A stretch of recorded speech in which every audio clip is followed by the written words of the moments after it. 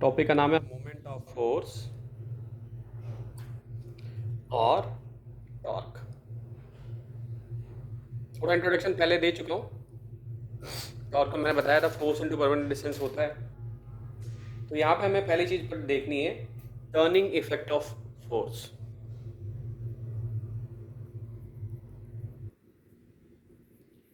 नाम से पता चल रहा है कि फोर्स की वजह से कोई चीज टर्न हो रही है, ठीक है। Turning effect of force.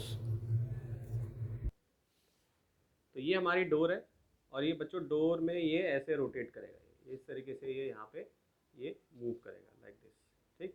तो मूव करेगा तो रोटेशनल इफेक्ट क्रिएट होगा जो है, ठीक है। तो टर्निंग इफेक्ट ऑफ फोर्स जो होता है ना, टर्निंग इफेक्ट ऑफ जो फोर्स है उसी को मोमेंट ऑफ फोर्स बोलते हैं या टॉर्क बोलते हैं, ठीक है। सो टर्निंग इफेक्ट ऑफ फोर्स जो है इसी को हम कहेंगे मोमेंट ऑफ फोर्स, ठीक है, या टॉर्क बोलेंगे, ठीक है। इसको थोड़ा और अच्छे से समझ लेते हैं। तो सपोज करो कि ये एक डायग्राम मैं बना देता हूँ, बहुत अच्छा डायग्राम है, इससे आपको इजीली समझ में आ जाएगा। ये ऐसे बना दिया मैंने इसको, ठीक है। अब ये हो गया एक्सिस ऑफ रोटेशन। मान लो ओ पॉइंट है, ठीक। और ये डी हो गया, ये पॉइंट हो गया, एफ हो गया, ये पॉइंट ऑफ एप्लीकेशन होता है, ठीक। यहाँ 90 का एंगल बन रहा है, तो यहाँ पे फोर्स बन रही है ये फोर्स का ये वैल्यू जो है, यानी फोर्स का जो कंपोनेंट है वो इस तरफ लग रहा है जो है, ठीक है। तो ऐसे भी लगा बना सकता हूँ उसको मैं यूँ स्ट्रेट, ठीक है। तो ये जो लाइन है ना, ये जो लाइन है ना, इसको ही बोलते हैं हम लाइन ऑफ एक्शन। यहाँ पे फोर्स लग रही है, line of action of force, ये बहुत इंपॉर्टेंट है, एक्शन ऑफ फोर्स, ठीक है। तो टॉर्क जो होता है फोर्स, फोर्स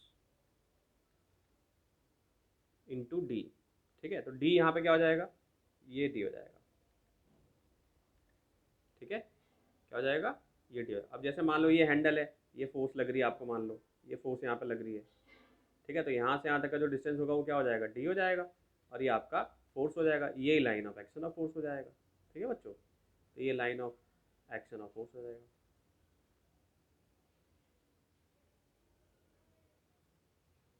क्लियर है। सर उसको क्या बोलते हैं, ओ पॉइंट को जो आप। बेटा ओ पॉइंट तो ये इसका इसका मैंने ये स्टार्टिंग पॉइंट ले लिया ना यहाँ से, जैसे मैंने ये मेरा जैसे ज्योमेट्रिकल पॉइंट हो गया ओ, ये भी तो रोटेट कर रहा है ना, इस पॉइंट से अटका हुआ है ना ये पूरा, ये रोटेट करेगा तो ऐसे गोल गोल घूमेगा, यूं घूमेगा ऐसे गोल, ठीक है। तो इसी पॉइंट के अलॉन्ग ये घूमेगा जो, ठीक है। तो ये line of action of force हो गया, ये पॉइंट ऑफ एप्लीकेशन, ये line of action of force हो गया, ये तुम्हारा डी डिस्टेंस हो गया, ये तुम्हारा ये एन, मैंने इसको ऐसे मार्क कर लिया।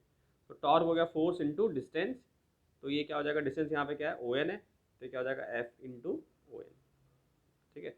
तो टॉर्क को क्या ले सकता हूँ, एफ इंटू डी। सो अब टॉर्क को और क्या ले सकता हूँ मैं, फोर्स इंटू डिस्टेंस, या परपेंडिकुलर डिस्टेंस भी कह सकता हूँ, ठीक है। टॉर्क की यूनिट क्या होती है, देखो फोर्स है और ये डिस्टेंस है, तो फोर्स की यूनिट क्या होती है, अगर मैं एस आई यूनिट की बात करूँ तो एस आई यूनिट क्या होगी इसकी, न्यूटन और मीटर हो जाएगी, न्यूटन मीटर हो जाएगी। और अगर सी जी एस यूनिट की बात करूँ तो सी जी एस यूनिट की क्या हो जाएगी इसकी, डाइन और सेंटीमीटर हो जाएगी। तो मैंने पहले क्वेश्चन कराया जैसे कि 1 न्यूटन में कितने डाइन होते हैं, 10⁵ डाइन होते हैं, ठीक है। तो डाइन हो जाएगा, ये हो जाएगा सेंटीमीटर, ठीक। सो दो साइन कन्वेंशन भी याद रखने कि मोमेंट ऑफ फोर्स को हम पॉजिटिव लेंगे,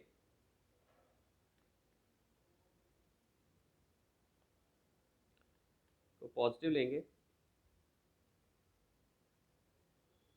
इफ टर्निंग टेंडेंसी जो है वो किस तरफ है, एंटी क्लॉकवाइज है,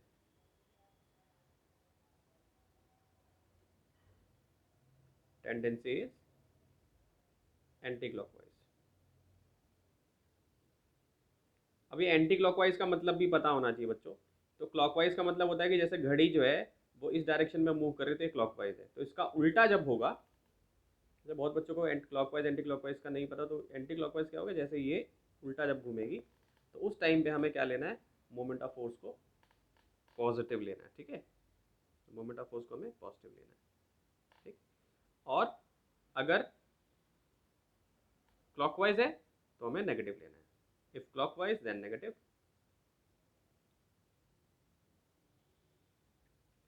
देन नेगेटिव।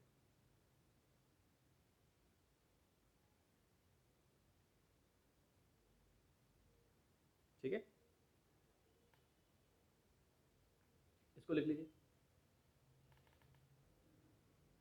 टॉर्क का एक और फॉर्मूला होता है, फोर्स इंटू लीवर आर्म होता है। तो यहाँ पे जैसे line of action of force ये होगी तुम्हारी, ठीक है, तो इसका परपेंडिकुलर डिस्टेंस जो हम लेते हैं, जो परपेंडिकुलर डिस्टेंस हम ले रहे हैं, ठीक, from the line of action of force, तो ये जो चीज़ है ना, इसी को लीवर आर्म या मोमेंट आर्म हम बोलेंगे, यानी ओ एन को ही हम लीवर आर्म या मोमेंट आर्म बोलेंगे, इसको दो नाम है, या मोमेंट आर्म भी हम इसको बोल सकते हैं, ठीक है। तो ये सबको क्लियर हो गया होगा कि टॉर्क होता क्या है, ठीक है। अब आगे कॉन्सेप्ट देखते हैं, इसको लिख लो फटाफट। तो इम्पॉर्टेंट चीज़ जो नोट करने वाली है कि जो मोमेंट ऑफ फोर्स है ना, ये ज़ीरो हो जाती है। कब ज़ीरो होती है, या तो मैग्नीट्यूड ऑफ फोर्स ज़ीरो हो जाए, यानी जो फोर्स हो रही है वो वैल्यू ज़ीरो हो जाए, यानी कि ये वैल्यू अगर ज़ीरो हो जाए, या फिर ये जो पॉइंट था, ये पॉइंट शिफ्ट होकर यहाँ पे चला जाए, यानी यहाँ पर अगर चला जाएगा तो आप देख रहे होगे कि ये तो यहाँ से घुमा ही नहीं पाएगा इसको, ये तो यही तो रोटेशन का पॉइंट था, तो मूवमेंट ही नहीं हो पाएगी कोई इसकी जो है, ठीक। अगर यहाँ पर हम लेके आ गए तो भी कोई मूवमेंट नहीं होगा, तो भी कोई इसमें मूवमेंट नहीं होगी, यानी कि घूम ही नहीं पाएगा जरा सा भी जो है, ठीक है। दूसरा ये बात ध्यान रखने वाली है कि जो ये टॉर्क है ना, ये बच्चों वेक्टर क्वांटिटी है, ओके। कैसी क्वांटिटी है, वेक्टर क्वांटिटी है,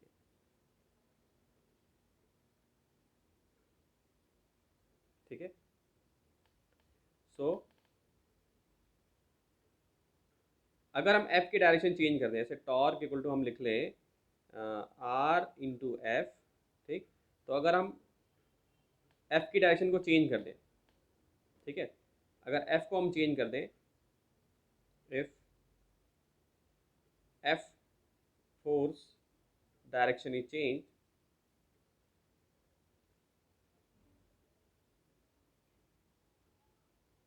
ठीक है,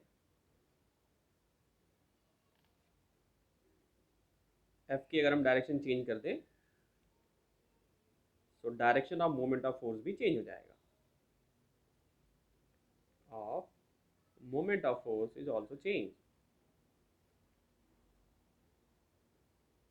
या हम कह सकते हैं रिवर्स्ड हो जाएगा, ओके, बदल जाएगा। क्यों, क्योंकि हमने एफ की डायरेक्शन बदल दी है। अगर आर और एफ को हम दोनों को चेंज कर देते हैं, if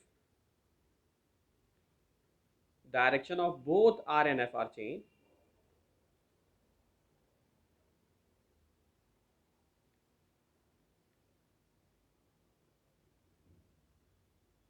reversed, then the direction of moment of force remains the same। ये बहुत इंपॉर्टेंट चीज़ है, यानी दोनों को अगर चेंज कर दिया तो सेम ही रहेगा सब कुछ, ठीक है। Reversed the direction of moment of force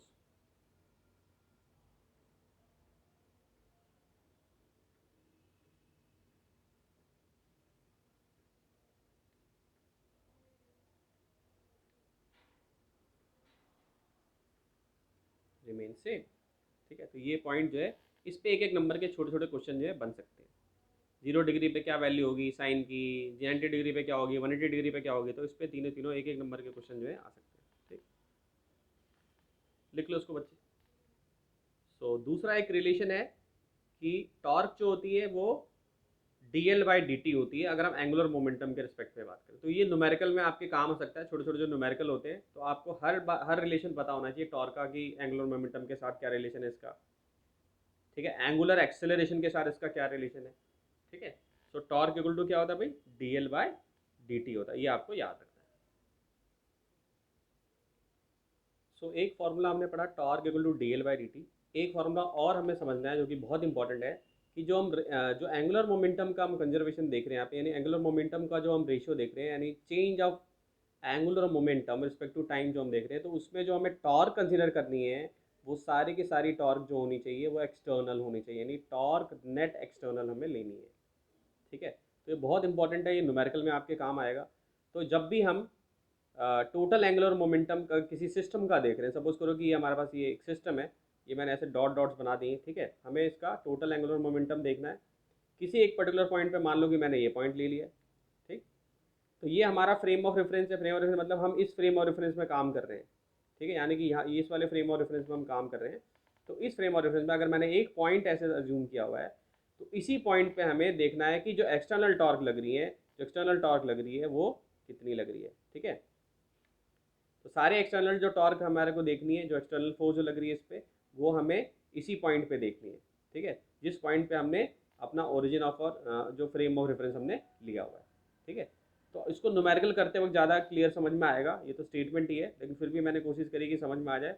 तो ये आपको याद रखना है कि टॉर्क जो होनी चाहिए वो सारी एक्सटर्नल होनी चाहिए। ठीक है, समझ गए, इसको लिख लीजिए,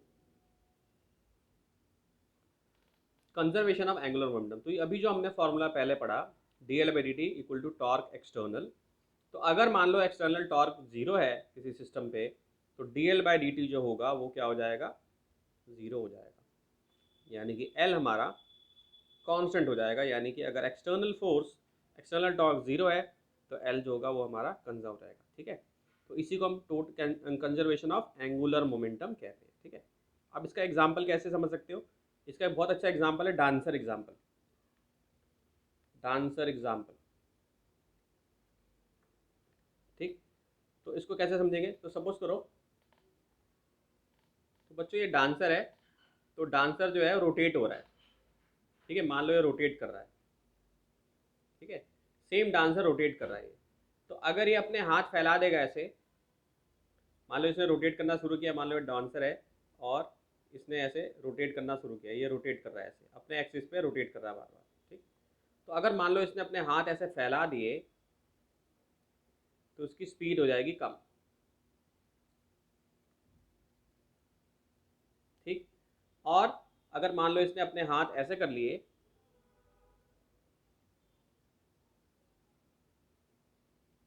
तो उसकी स्पीड हो जाएगी इंक्रीज। ठीक, तो कैसे हुआ ये, एल इक्वल टू क्या होता है, एम वी इंटू आर होता है। ठीक, तो हमने क्या पढ़ा था कि डांसर पे देखो एक्सटर्नल टॉर्क लग रही है क्या, कोई एक्सटर्नल टॉर्क नहीं लग रही, जीरो है ना डांसर के ऊपर जो एक्सटर्नल टॉर्क है, कोई टॉर्क ही नहीं लग रही। ठीक, तो एल की वैल्यू जो है सेम रहेगी, यानी डांस जब स्टार्ट कर रहा है हाथ खोलने से पहले, हाथ खोलने के बाद, दोनों टाइम पे जो एल की वैल्यू रहेगी वो सेम रहेगी। तो अगर मान लो ये इसको अगर बोलूँ मैं कि ये इसका एक रेडियस है, सपोज करो, पहले मान लो इसका रेडियस ये, पहले इसका रेडियस मान लो ये था, फिर इसका रेडियस ऐसे बढ़ गया, आर इंक्रीज हो गया। भाई बंदा तो सेम ही है ना, अगर ये मोहित डांसर है तो ये भी मोहित डांसर ही है, सेम ही बंदा डांस कर रहा है। तो देखो मास सेम है, हाँ वेलोसिटी में फ़र्क आया, ठीक है, वेलोसिटी में फ़र्क आ सकता है स्टार्टिंग में और एंड में, लेकिन आर में भी फ़र्क आ रहा है। तो कंजर्वेशन का मतलब ये होता है कि स्टार्ट करने से पहले अगर मान लो इसकी वैल्यू 100 है, स्टार्ट करने के बाद भी 100 ही रहेगी, यही कंजर्वेशन का मतलब होता है। हाँ, एक चीज़ बढ़ सकती है, कम हो सकती है, यानी कि एम वी आर अगर मैं ले रहा हूँ, तो आर देखो चेंज हो रहा है, एम तो फिक्स है। तो मान लो इसको मैंने कुछ ले लिया, मान लो मास 5 ले लिया मैंने, ठीक है, इसका मास मान लो 50 ले लिया मैंने। ठीक, नहीं कुछ ऐसा नंबर लेता हूँ जिससे इजीली समझ में आ जाए, जैसे मान लो मैं ले लेता हूँ उसको 10 ले लेता हूँ, ठीक है, इसका मास भी यहाँ पे भी 10 रहेगा। मान लो स्टार्ट किया हमने, ये स्टार्ट किया हमने, ये हमारा एंड मतलब स्टार्ट के बाद वाला जो मोशन है, तो यहाँ पे भी एल क्या होगा, एम वी आर होगा। तो यहाँ पे आर कम होगा तो वी बढ़ जाएगा, आर अगर कम होगा बच्चे तो वी बढ़ जाएगा। ठीक, यहाँ पे आर क्या हुआ, दूसरे केस में आर बढ़ा तो वी कम हो जाएगा। ठीक, लेकिन एल की वैल्यू सेम ही रहने वाली है, यानी एल का जो प्रोडक्ट होगा तीनों का वो 100 ही रहेगा दोनों केस में। इसी को हम कंजर्वेशन प्रिंसिपल कहते हैं। तो डांसर जब अपने हाथ को ऐसे करेगा, मतलब कि अपने हाथ को ऐसे इस पोजीशन पे लेके जाएगा, तो उसकी स्पीड अपने आप बढ़ जाएगी। क्यों, क्योंकि एंगुलर मोमेंटम कंजर्वेशन यहाँ पे लग रहा है। समझ में आ रहा है, क्योंकि हाँ एंगुलर सर। मोमेंटम कंजर्वेशन यहाँ पे लग रहा है बच्चे। ठीक है। वैसे तो सर इसको कौन सा डिस्टेंस है? एनिमेशन से बहुत अच्छा समझा सकते हैं, या अगर आप इसका कोई लाइव डेमोन्स्ट्रेशन देखो, तो अभी तो मैं टैबलेट पे ही पढ़ा रहा हूँ, अभी मेरे पास ऐसी टेक्निक्स नहीं है, नहीं तो मैं भी इसको बहुत अच्छे से डिस्प्ले करके दिखा सकता हूँ कि कैसे स्पीड कम हो रही है और स्पीड जो है इसकी आगे बढ़ रही है, ठीक है। लेकिन फिर भी मैंने कोशिश करी है कि समझ में आ जाए। तो इसको अगर विजुलाइज करोगे तो डांसर जो है इसका यूज़ करते हैं अपनी स्पीड को बढ़ाने के लिए और कम करने के लिए, ठीक है। चलो, एनी क्वेश्चन बच्चों? ठीक है, आर, कहाँ से कहाँ तक आर जो है ना, एक्सेलर जो रोटेशन से? जो आर है ना, जैसे यहाँ से ऐसे घूम रहा है तो एक एक्सिस मानेंगे ना हम, जहाँ से रोटेट कर रहा है, तो उसके हाथ का जो पोजीशन है वही आर है यहाँ पे। मान लो यहाँ हाथ रख रहा है तो ये आर हो गया, यहाँ पे हाथ इसने फैला दिया। हाथ को अगर आप मोड़ते हो, ठीक है, अपने कंधों के पास लाओगे तो आपका आर कम हो गया, आपने उसको बढ़ाया तो आर आपका इंक्रीज हो गया, क्योंकि आप यहाँ सर के हिसाब, सर के ये सर है आपका, ये आपका पैर है, तो आप ऐसे रोटेट कर रहे हो।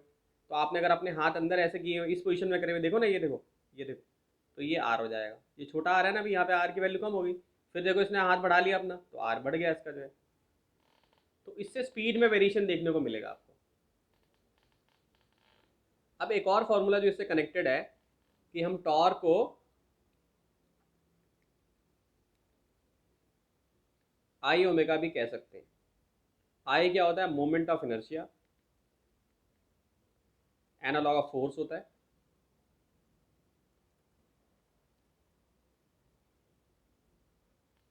और ओमेगा को हम कह सकते हैं, ये भी हमने शुरू के चैप्टर में पढ़ा हुआ है, V equal to R omega होता है। तो ओमेगा को क्या लिख सकते हैं हम? वी बाई आर लिख सकते हैं। और आई जो होता है वो किसके इक्वल होता है? एम आर स्क्वायर के इक्वल होता है। तो अगर इसमें वैल्यू पुट करूँ मैं,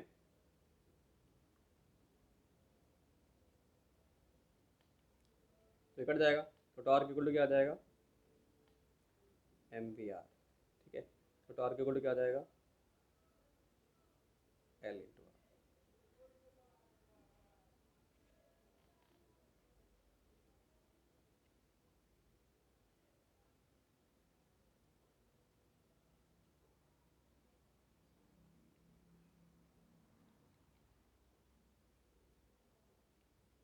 डी टी भी लिख सकते हैं, ठीक है।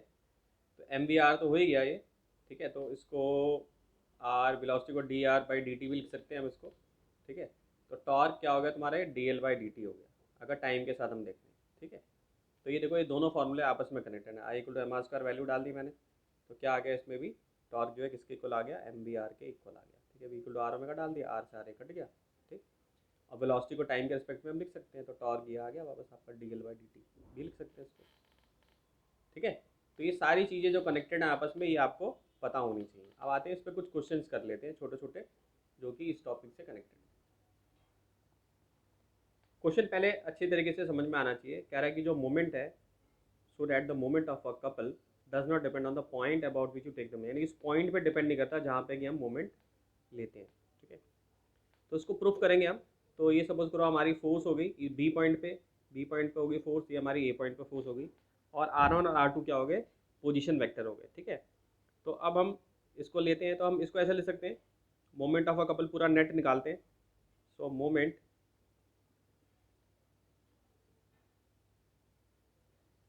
सो होता है फोर्स इंटू परपेंडिकुलर डिस्टेंस होता है, तो R one into minus F लिख लूँगा मैं एक, भाई यही line of action of force है ना इसका। और एक में क्या लिख लूँगा मैं? आर टू इंटू,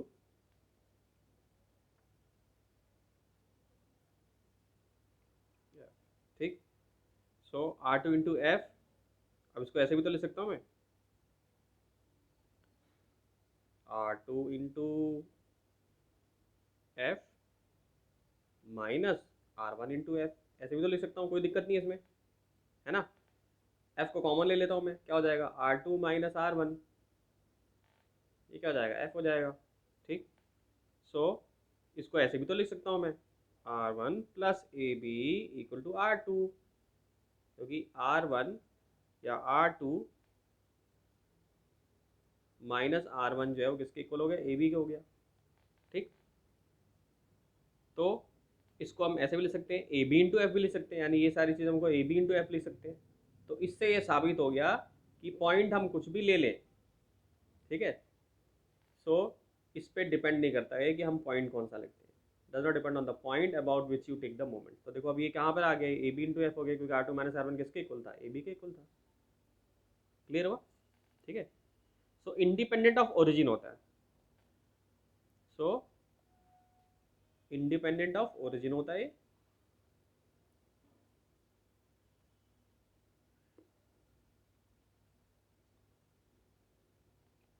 ठीक, sir moment of a couple ये क्या होता है? बेटा यही तो पहले आपको बताया था, मूवमेंट ऑफ अ कपल बताया तो था, ये movement of force, movement of couple, ये सब टॉर्क से ही रिलेटेड है। जैसे अभी ऊपर मैंने सबसे पहले स्टार्टिंग में जो इंट्रोडक्शन दिया था उसमें क्या बताया था मैंने? ठीक, सबसे पहले जो बताया था मैंने स्टार्टिंग में, ये क्या बता रहा था मैं? टॉर्क ही बताया ना मैंने, टॉर्क बताया। ठीक, हाँ सर। अब इसमें जो कपल वर्ड है उससे कंफ्यूज मत हो, देखो मोमेंट ऑफ फोर्स भी बताया। ठीक है, तो अब कपल ये कह सकते हो कि जैसे ढक्कन खोलते हैं ना हम, ढक्कन हम ओपन करते हैं तो ढक्कन खोलने के लिए दो उंगलियों की जरूरत पड़ती है ना हमको। जैसे मान लो अगर हम ढक्कन खोलेंगे ऐसे, सिंपल टर्म्स में बता रहा हूँ कि कपल किसे कहते हैं। तो एक तरफ आपका अंगूठा यहाँ पर होना चाहिए भैया ढक्कन को खोलने के लिए, होना चाहिए ना अंगूठा आपका ऐसे यहाँ पर होना चाहिए एक, और दूसरा जो अंगूठा होना चाहिए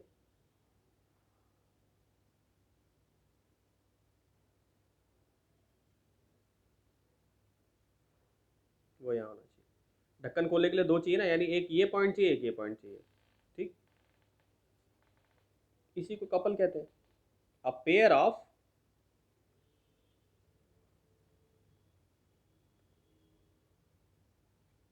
equal and opposite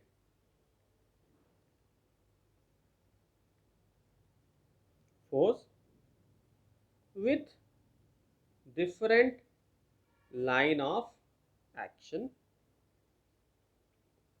with different line of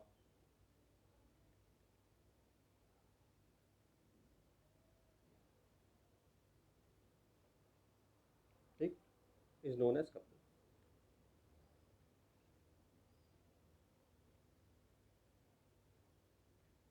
ठीक है, तो इसको हम कपल कहते हैं। तो यहाँ पर भी देखो डिफरेंट लाइन ऑफ एक्शन था ना, तो ये एक बहुत अच्छा मोमेंट ऑफ अ कपल का हो गया। बाकी मोमेंट ऑफ अ फोर्स बता रखा है मैंने क्या होता है, क्लियर है? चलो अब आगे बढ़ते हाँ हैं। सर। ठीक है,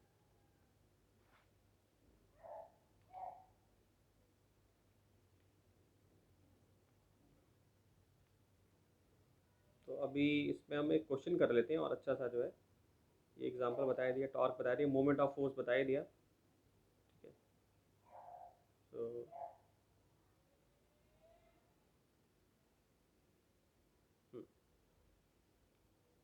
ये शुरू में मैंने बता दिया था सबसे पहले मोमेंट ऑफ फोर्स टॉर्क क्या होता है। चलो अब आगे इस पे इसी टॉपिक पे एक अच्छा सा क्वेश्चन, तो इसी टॉपिक से रिलेटेड है, टॉर्क से रिलेटेड है, बहुत ही बेसिक सा क्वेश्चन है। Find the torque of a force about the origin which acts on the particle whose position vector is this. तो टॉर्क का फॉर्मूला सबको पता है, सबको पहले ही मैंने बता दिया है, आर इंटू एफ होता है। तो ये हमारा पोजिशन वेक्टर हो गया आर, और ये हमारा फोर्स हो गया, तो दोनों को मल्टीप्लाई कर लीजिए आप। ठीक है, so torque R into F करेंगे तो इसके लिए हम एक मैथमेटिकल रूल है वो यूज़ कर सकते हैं। जैसे इसको सॉल्व करने के लिए मैं यहाँ पे आई कैप, जे कैप और के कैप लिख सकता हूँ। ठीक, और इसको मैं आर इंटू एफ लिख लूँगा मैं। ठीक, तो ये मेरा क्या हो जाएगा, इसको सही जो नंबर्स हैं इनको मैं अलग लूँगा, जो नंबर्स हैं मेरे, ठीक, इनको मैं अलग लूँगा, और जो यूनिट वेक्टर्स हैं उनको अलग लूँगा मैं। तो वन, यहाँ पे वन है, ठीक है, यहाँ पे भी वन है, और यहाँ पे क्या है, माइनस वन है। ठीक है, ये ले लिया हमने। और सेवन, देखो आई के आगे सेवन है, यहाँ पे क्या है, माइनस थ्री है, माइनस फाइव है। ठीक है, सिंपल तरीका ये होता है कि जो पोजीशन वाला होता है उसको ऊपर वाले कॉलम में लिख दिया हमने। ठीक है, तो इसके जो कोऑर्डिनेट्स थे आई कैप जे कैप के थे उसको हमने यहाँ लिख लिया। ठीक, अब आपको क्या करना है, अब इसको मल्टीप्लाई करना है। ठीक, उसको फटाफट सॉल्व करिए। तो स्टूडेंट्स ये हमने पहले लिख लिया, इसको आई जे के फॉर्मेट में हमने लिख लिया, ये हमने वैल्यूज़ डाल दी, ये वैल्यूज़ आपको पता चल गई। अब इसमें जो फॉर्मूला यूज होता है वो भी मैंने यहाँ पे ये एक्सप्लेन कर दिया है, बता दिया है कि देखो a x a y a z लेना है, तो a x a y z a z क्या है, ये तुम्हारा हो जाएगा, जैसे आई जे के यूज़ करो तो ये ए एक्स हो जाएगा, ए वाई हो जाएगा, ए जेड हो जाएगा, ठीक है।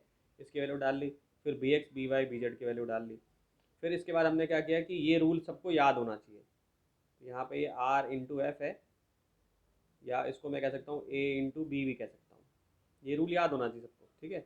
तो इसमें अगर आप पुट करोगे तो देखो पहला वाला मैंने यहाँ पे किया हुआ है, तो ये आ रहा -8 i कैप, ऐसे ही -2 i कैप आएगा और -10 k कैप, आंसर इसका आ जाएगा, ठीक है। तो इसको सॉल्व कर लो अपने आप लोग।